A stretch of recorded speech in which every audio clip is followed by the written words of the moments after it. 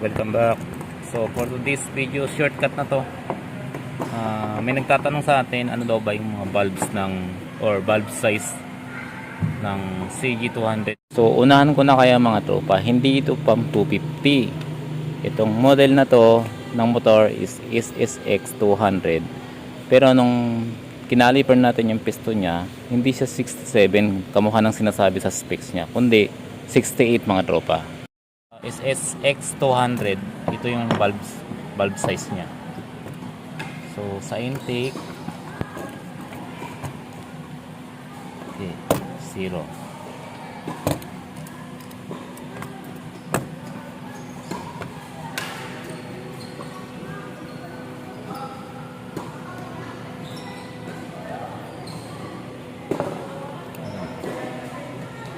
So 32 mga tropa, 32 yung intake, 32.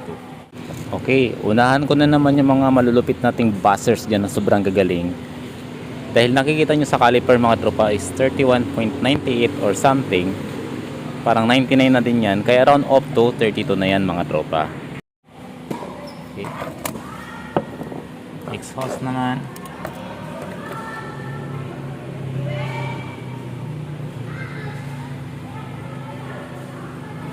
Malabo.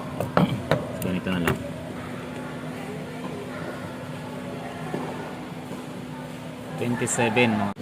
Mga tropa, mga buzzers dyan, baka pumalag na naman kayo.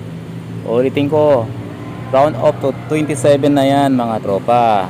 Okay? Mga tropa, 27. Okay mga tropa, hindi ko na mabilang kung ilan talaga yung nag-message sa akin tungkol sa bulb size ng ganyang unit. Anyway, kung may gusto kayong malaman sa bulb size na connected dito sa video to, mag-message lang kayo mga tropa.